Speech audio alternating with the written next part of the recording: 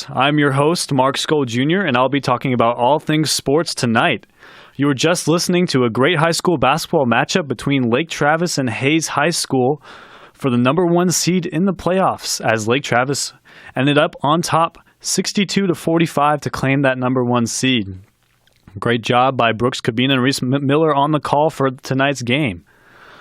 What wasn't such a great job was our performance in the Intramural Football League last night.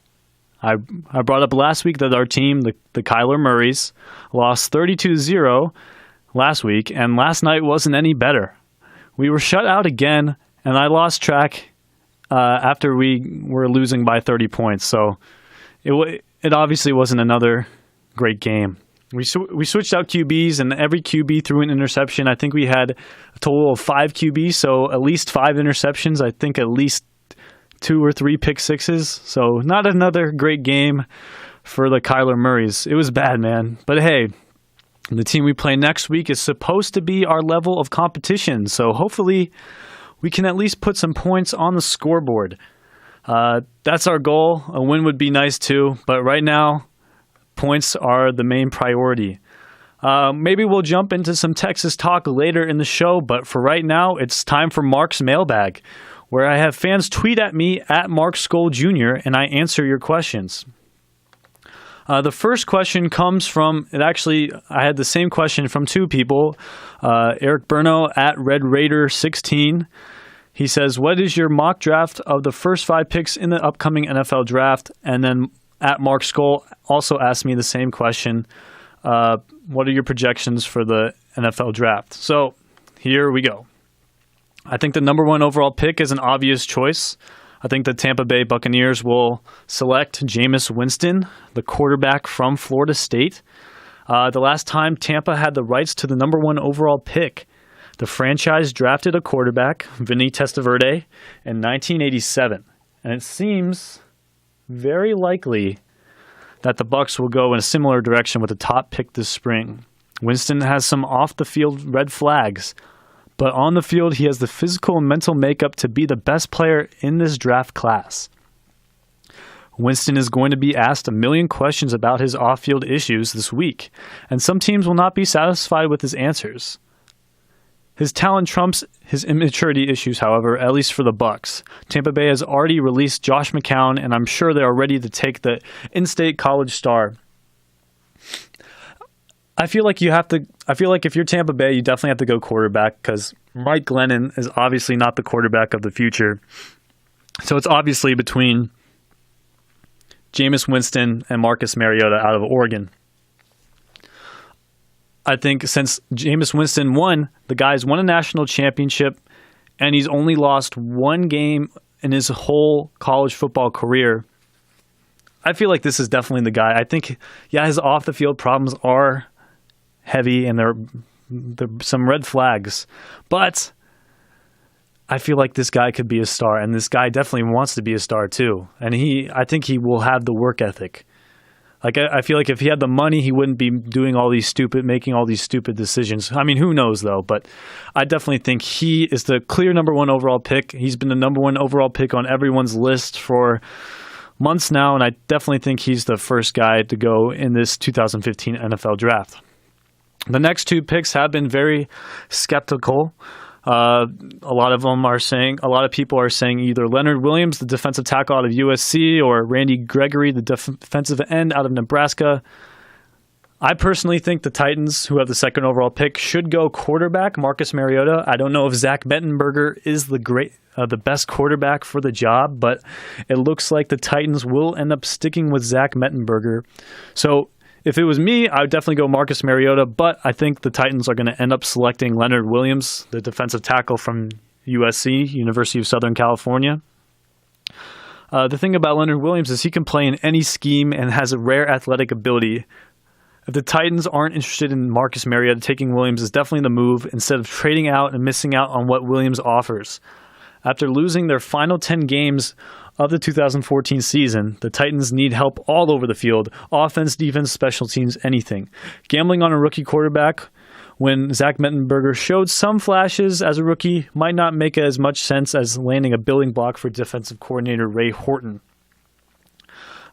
Leonard Williams, the 6'5", 290-pound defensive tackle, has been one of my personal top-rated players for a long time now. I think he's going to be a great player. He's a physical mismatch. He's too quick for interior linemen and too powerful for offensive tackles, at least at the college level. He's supremely gifted. He's a supremely gifted interior lineman with length, athleticism, and elite power, and he lined up just about everywhere along the line at least one point or another during his collegiate career. He's able to jolt offensive linemen with powerful hands and is extremely hard to redirect for offensive linemen once he gets going downhill. He really is a can't-pass player in the draft and has the potential to be one of the league's best defensive players in the next few years. This guy, I feel like the Titans would be silly not to draft this guy number 2 overall if they didn't go quarterback. I think they should go quarterback. I think Mariota has some flags, though, but if Winston falls, I think they should take him, but I don't think Winston's falling. So I definitely think Titans are going to end up selecting Leonard Williams with that 2nd overall pick. Now, the Jackson Jaguars, I believe they were going to select Randy Gregory, the defensive end out of Nebraska. He's the 2nd best defensive player in the draft, according to a bunch of people's mock drafts, and same with mine. The Jaguars, they have a quarterback, so I don't think they should go quarterback. They have talent at wide receiver, at running back. So I think what they definitely need is defense, and I think Randy Gregory or Leonard Williams is their guy if he's available. But since I'm having Leonard Williams projected at number 2, Randy Gregory is that guy for the Jaguars. Randy Gregory batted down 4 passes in 2014, and he's stronger than expected at point of attack. He's able to lock out and stay square against big offensive tackles and can whip most tight ends.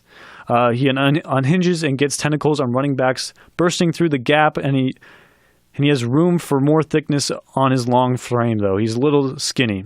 But what's great about him is he's very competitive and shows toughness against the run. He can chase and limit outside runs with a lot of speed. And he could be a secondary motor to stay and hunt as a downfield as a tackler. He has explosive hits. He gets instant change of direction to hound quarterbacks and play action. He can play standing up or with the hand in the ground. He rushed occasionally from the inside linebacker spot.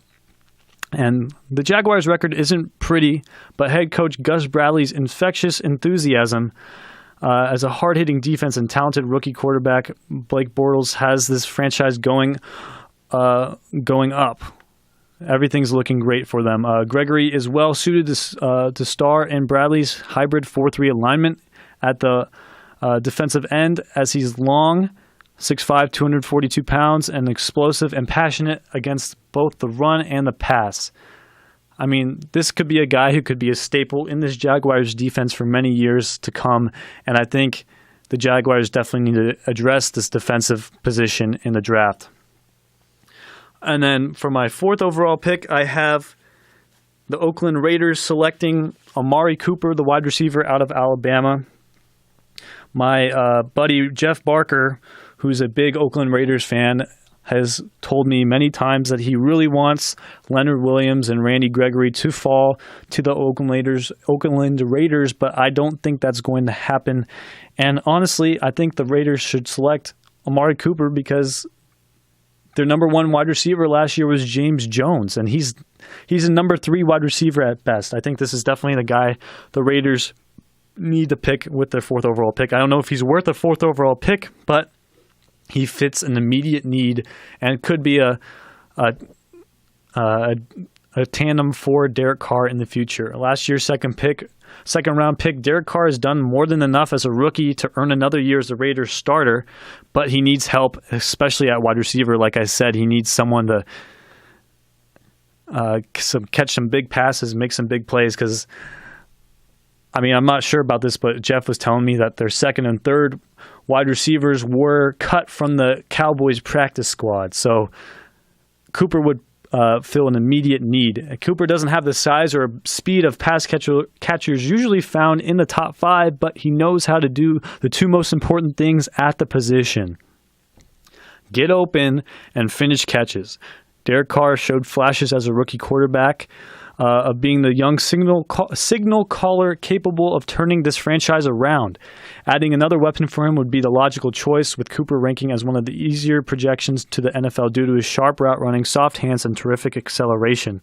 He caught 134 passes and 16 touchdowns last year as an SEC record, and QB Derek Carr could use this very much. For some perspective on Cooper's college production, ex-Alabama star and current Falcons wide receiver Julio Jones' best college season was with 78 receptions and 7 touchdowns, which Cooper almost doubled. Or he did double in touchdowns, almost doubled in receptions. So I think Amari Cooper is going to be great. And also, look at who's throwing to him in college, Blake Sims. I don't know if he's that great of a quarterback. So I definitely think with Derek Carr, Cooper, well, I mean, who knows how he'll adjust to the NFL game, but I think he would provide an immediate need to this Oakland Raiders team. And then for my 5th overall pick, I'm only doing 5, so this is my last one for the Washington Redskins. I think they will draft Dante Fowler Jr., the outside linebacker / defensive end from Florida. With Brian Orakpo set to hit free agency, pass rusher will definitely be high on the Redskins' wish list. They definitely need someone on the defensive side of the ball. I mean, their offense, they have RG3, so I don't think they go Mariota. I don't think they really need any offensive wide receivers because they have Deshaun Jackson. They have a couple of other guys. And then running back, I think they're fine with Alfred Morris. Maybe offensive lineman, that is definitely another need. But anything on the defensive side of the football will definitely help the Washington Redskins. And I think Dante Fowler Jr. could be that guy. Fowler projects best to the NFL as a stand-up edge rusher, using his relentless energy to be effective, disrupting the pocket. An AFC East College Director of Scouting compared Dante Fowler Jr. to Khalil Mack, current Raiders linebacker. He'll be a second-year player this year, and saying that he's had to play at different weights and different spots on the field, and I think he's finally understanding how to use his athleticism to dominate a game. He will be way better in the pros than what he is now. So those are my top 5. I'm going with Jameis Winston, number 1. Leonard Williams, number 2. Randy Gregory, number 3. Amari Cooper, 4. And Dante Fowler Jr., 5. All right, the next question comes in from Facebook. My old Little League coach, Chris Madden, asked me a question. Faster or slower getting to first with a head-first slide? Answer properly. Well, that's a lot of pressure, Coach Madden, and Coach Madden had a lot to prove his point. He said these are his factors for the point, for sliding first. He believes that sliding first is good. He says sliding fires your team up, and then sliding gains some sympathy from the ump and may turn a close play to the runner's benefit. He says sliding sets the tone for the game. We're not here to fool around. We're playing. Sliding is more fun, and sliding gets the chicks. I don't know about all that stuff, but I watched some. There's been many experiments to prove whether or not running or sliding through first base is the best option, and a lot of this has to do with the World Series. With a runner on first and no outs in Game 7, Eric Hosmer hit a ball up the middle that was snagged by Giants second baseman Joe Panik. After diving to his right to make the grab, Panik flipped the ball to Giants shortstop Brandon Crawford to record an out at second base. Crawford then threw over to Giants first baseman Brandon Belt, who caught the ball with his foot on the bag just before Hosmer arrived with the head-first slide. Hosmer was initially ruled safe on the play, but after the challenge was from Giants manager Bruce Bochy, the play was overturned and Hosmer was considered out.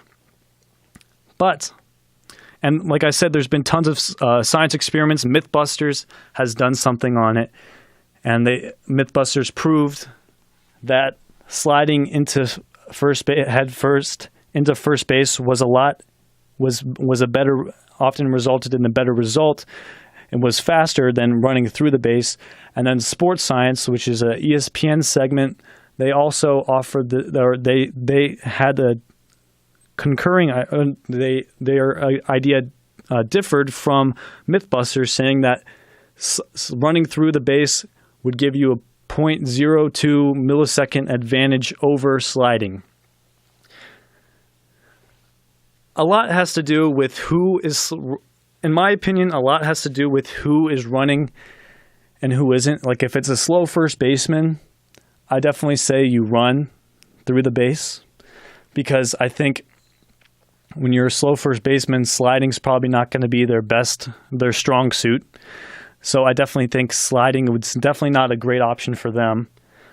So I think they should run through the base. But if you're like a speedster like D. Gordon or Jose Altuve, I definitely think sliding could be a great option, because, I mean, in these videos, Sports Science and Mythbusters, they were talking about friction and how friction will slow you down going to the base. But it just depends on who it is. There's such a wide variance on how much a poor slide can slow you down, and such a seemingly narrow window through which to thread a productive one. You may lose a little speed, but keeping your body stretched out during a slide may enable you to touch the base sooner than if you kept running the whole way. And therefore, a well-timed dive can win the race to the bag. But the thing is, it has to be well-timed. It can't be anything else. If it's badly timed, poorly timed, then who knows what will happen. You'll probably be out. It's very hard, unless if you're a great base runner like Altuve or D. Gordon, I say you can slide, but I think ultimately you should run through the bag. Both sides, Royals manager Ned Yost said, you tell them not to run through the base, you tell them don't do it, but with the competitive spirit they have, they just react. First base coach of the Dodgers was asked about diving into first, Davey Lopez, and he said, it's fine, some people are just comfortable doing it, I wouldn't teach it. So the coaches don't approve of it. I think, and the reason why, it's just a risky move. Because when you're throwing a ball to first base, it's not like when you're trying to steal second base, you slide, obviously, because it's harder for the shortstop or the second baseman to tag you out. But when you're throwing to first base, it's a force out.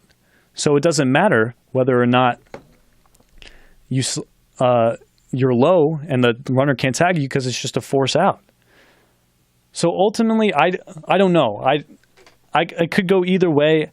I would say run through the base. I think that's the safest option, the less risky option, unless if you're such a great base runner. I mean, yeah, like Chris Madden said, it could get your team pumped up. It could get you momentum.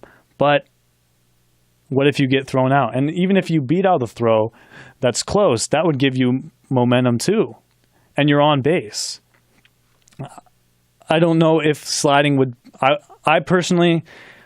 And I'm agreeing with Ned Yost and Davey Lopez. I would say probably you shouldn't slide into the first base. I think running through would be faster. But again, it just depends on the player. But overall, I definitely would say that sliding in the first base is not the best option. Now, my next question. Thank you, Coach Madden, for the question. It was a great question. And then my next question comes in from Clay Schroeder, and it's not really a question, it's a command. He said, predict your 2015 at C_Schroeder 24. He says, predict your 2015 AL West standings. Now I'm looking at the AL West standings right now, and the order of the teams were last year was the LA Angels, who finished with the best record in baseball with 98 wins. The Oakland Athletics finished with 88 wins, second in the division. Seattle finished with 87, just missing the playoffs. Houston finished 22 games under 500 with 70 wins, and Texas was only finished with 67 wins, the Texas Rangers. The AL West, I think the Angels are definitely going to repeat as division champions. I think they're they're too talented not to. I think they just struggled in the playoffs. They just faced a tough Kansas City Royals team, and that was their ultimate downfall. I don't think they're a bad team. I think they could go farther in the playoffs this year. I think they could possibly win the pennant. I definitely think they're going to win the division. I think that's a no-brainer. But I don't think Oakland is going to make the playoffs next year. I think Seattle's going to finish in the second seed or the second place in the division, possibly get a wild card spot in the playoffs. I think Seattle made a great move by signing Nelson Cruz, the home run hitting king. I mean, I guess he's not a king, but he's great at hitting home runs for the Baltimore Orioles last year, and was one reason why the Orioles went really far in the playoffs. So I definitely think Seattle will be number 2 with Robinson Cano, and they have a great pitching rotation. I definitely think Seattle's going to be good. And they're only one game out of the playoffs last year. So I definitely think they're going to be the second team in that division. Possibly, probably, most likely they'll end up with a wild card playoff spot if they play to their potential. I actually have Houston finishing 3rd over Oakland because I think Houston is on their way up. I don't know how. I think George Springer's great. I think he's going to develop into a great young player. I think Jose Altuve is definitely the face of the franchise. He had the best record in baseball. Best batting average in baseball last season. I don't know if they're going to make the playoffs. I don't know if they're going to be over 500, but I think they're definitely headed in the right direction. And this year, like the Cubs, I think this is a transition year to what's to come, what's the future for this team. So I think they're going to be 3rd in the division. I don't know if they're going to be over 500. Maybe they'll be right at 500, but I don't know if they're definitely not going to make the playoffs, but I think they'll be in 3rd place in the division. Next, I got to go Oakland. It's weird. Oakland, I was picking them to go really far in the playoffs last year after they traded for Jason Hamill, John Lester, and Jeff Samardzija. I thought they had a great starting rotation. I mean, I thought they were going to, in baseball, I believe it's pitching that ultimately helps you win. And I think the pitching was outstanding for them. And John Lester didn't play in his best in that wild card game, and they ended up losing. I definitely think. And then they traded away Josh Donaldson. I think they traded away their catcher, Forrest. So I definitely, Bud Norris, I think his name was. I'm not sure. Don't count me on that. But I definitely think Oakland lost a bunch of great players. They got rid of Josh Donaldson, third baseman, the all-star. He was an all-star starter last year for the American League. I mean, they just got rid of everybody. It was weird because last year they're shooting to win the whole thing, and then this year they're unloading everybody. So I don't see the Oakland A's doing that well at all. I don't think they'll finish last in the division. I think that's going to be the Texas Rangers. I don't think they really did much to improve this offseason. They did get a new manager, which I like the guy. I think he's a great hire, but I don't know if they'll be better than Oakland. I think Oakland just has that experience. They've been winning consistently for a while now, so I don't think they'll be below Texas. And what depends on how Texas does is how Prince Fielder ends up playing. If he plays well, I mean, he's like their only great player. They got rid of Ian Kinsler last year, and now they don't really have a guy who is the face of the franchise except for him. So if he plays well, I mean, maybe they won't finish last in the division, but I don't see them making the playoffs at all. All right, thank you, Clay, for that question. And then my last two questions for the night have to do with the NBA trade deadline. Eric Burno at Red Raider 16. That's kind of weird. He says he's an Aggie, but his handle is Red Raider 16. But I won't question it. He says, "What are the biggest losers/winners of the NBA trade deadline?" All right, so the trade deadline was insane. Basketball fans were treated to one of the wildest and most unpredictable trade deadlines in most recent history, as it featured 12 trades, including 39 players moving teams, and several draft picks, as always. My favorite pick, or my favorite pickup, was the I love that the Bucks got Michael Carter-Williams and they just got rid of Brandon Knight. I know Brandon Knight this year was he was like on the verge of becoming an all-star, but I don't know if he's that great of a player. I mean, he's good, obviously, but I don't know if he can be the face of a franchise. And Michael Carter-Williams, I think he can be that guy. And with Jason Kidd at the helm of this Bucks team, the future looks good for this team. And I'm scared because I'm a Bulls fan and it's the East and the Bucks are in the Bulls division. So I definitely think this Bucks team is on the rise. I think Jason Kidd is, like I said, he's been doing a great job. I mean, you saw Jason Kidd last year with the Nets transform them into a really good playoff team, and then as soon as he leaves to go to the Bucks, when he left to go to the Bucks from the Nets, I was like, oh, why would you go to the Bucks?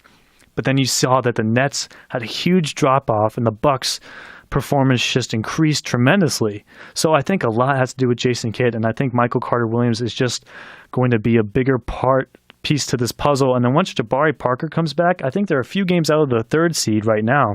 If they had Jabari Parker, think about how good they could be. Man, I'd be excited to watch them. So I think they were a pretty good winner. I think the Heat were a good winner with Goran Dragic. I know they got rid of Norris Cole, but Goran Dragic provides an instant need at the point guard position, and this guy could be an all-star. I think that was definitely a great move, and we'll have more to talk about the Miami Heat trade situation later. I also like the Blazers. They only had to get rid of a few draft picks, and they were able to obtain Aaron Aflalo, a Nuggets swingman. I think he's definitely a great starter. He's a great scorer, quality defender, and he'll definitely. I mean, the Blazers are already good as it is, and adding this guy in a tough Western Conference is going to be. It was a great addition for this team, and I think that they could end up winning the West. I mean, who knows at this point, though? And many people disagree with me on this one, but I loved the Rockets' acquisitions. I think the Rockets made a great move. I mean, they dealt Isaiah Cannon. I think they gave up some draft picks too, but they landed KJ McDaniels. Yeah, he was on the 76ers. So, I mean, that doesn't really say much, but from what I've seen, this guy's highlight reel, KJ McDaniels' highlight reel, I think he's a great pickup. I think he's an up-and-coming star. I don't know if he's going to be in the starting line. He's obviously not going to be in the starting lineup for the Rockets, but he'll be a solid off-the-bench player. And also signing Pablo Prigioni, who was starting with the Knicks, I think he'll be a solid bench player too. Now I think the Rockets are really deep. They had to give up some second-round picks and the third-string point guard Isaiah Cannon, but I think now the Rockets have a really deep team. I mean, I'm not saying KJ McDaniels is some great player, but I think he has potential to be one. Losers in the NBA trade deadline, I have to go with the Minnesota Timberwolves and the 76ers. I don't understand what the 76ers were doing getting rid of Michael Carter-Williams and KJ McDaniels. To trade for more draft picks. I mean, are they just going to draft guys every year who are hurt and then trade away their good players? I mean, right now they have Nerlens Noel, who is hurt, and then Joel Embiid. They drafted 2 hurt guys 2 years in a row. That's not going to get better with that. I don't think they made some great decisions there in getting rid of Michael Carter-Williams, the former Rookie of the Year, and KJ McDaniels, an up-and-coming player. I think their roster was looking promising for the years to come, but now they're just wanting to tank. I think the Timberwolves made a really bad decision trading Thaddeus Young for Kevin Garnett. Yeah, I know it's great that they brought back their best player in franchise history, Kevin Garnett, but the guy's done. He has maybe 2 years left, and it'd be 2 years of mediocrity. I don't think that's a great decision by Minnesota. And Thaddeus Young is a younger and better player right now. I know he'd probably have some effect on the cap, but I think that was a bad decision. Yeah, I think it's cool that Kevin Garnett is coming back to Minnesota where it all started, but I don't think that was a great decision. Now, my last question comes in from @MarkSkull, and he said, "We learned today that Bosch is probably done for the season with a blood clot in his lung. Do you think the Heat still make the trade knowing that Bosch might be done?" And I think that answer is simple. Yeah, definitely, for sure. The Heat, when they had LeBron, they never had production from the point guard position. Mario Chalmers and Norris Cole were okay players. They weren't the best. But I don't think that these guys would have been anything without. I mean, they wouldn't look as good as they are or as they did because without LeBron. I don't think they're that great of players. They obviously haven't been playing that great this year. If they're 22-30 on the season, I think. And Goran Dragic, he makes this team a lot better. And all they had to give up was Norris Cole and maybe a draft pick. So I definitely think that was a great move. And Goran Dragic, there's like so many teams in the NBA who have a great point guard. Like if you look at most teams, yeah, they have a really good point guard, but the Heat, they never did, and now they do with Goran Dragic. And I think that's going to be a great, great fit for them for the future. I think he's going to be, I don't know if he's going to be the main guy, obviously. I think Dwayne Wade and Chris Bosh are definitely going to be those main guys, but I definitely think they would have made the trade regardless of knowing Chris Bosh's injury. So I definitely think that was a smart decision by them. And then I also want to say I feel very bad for Chris Bosh. I know I've personally had a blood clot in my leg before, and that was no fun. And now knowing that he has a blood clot in his lung, I don't know if that's very serious. So I don't think that's. I think right now for the Heat, all they need to worry about is him getting healthy and getting back to the player that he used to be.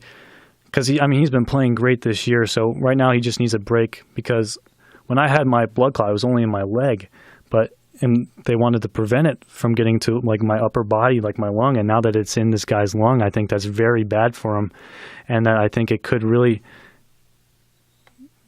hurt him in the future if they don't fix it right now. So right now, it's a good acquisition by the Heat, but I don't think. I mean, they're going to make the playoffs probably, most likely in the East. The East is you could make the playoffs in the East with a record under 500. Right now, I think they're 22-30 at the break. I'm not sure if they played a game yet. I think they might be playing tonight. So I definitely think. I mean, it's not a season that they're going to go far in the playoffs anyways if they'd have to play Atlanta or Cleveland or Chicago in the first round of the playoffs. So I definitely think that that's right now Dragic provides an instant need for them, and they should just take their time with Bosh. All right, now that's all the time I have tonight. This has been Mark My Words with Mark Skull Jr. Leave your mark on the world. Have a safe weekend, and thanks for tuning in. I'll see you guys next week, and hopefully you guys come in to tune in to some high school basketball coverage next week when Jeff Barker and I will be covering some playoff high school basketball. Thanks again, and have a great night.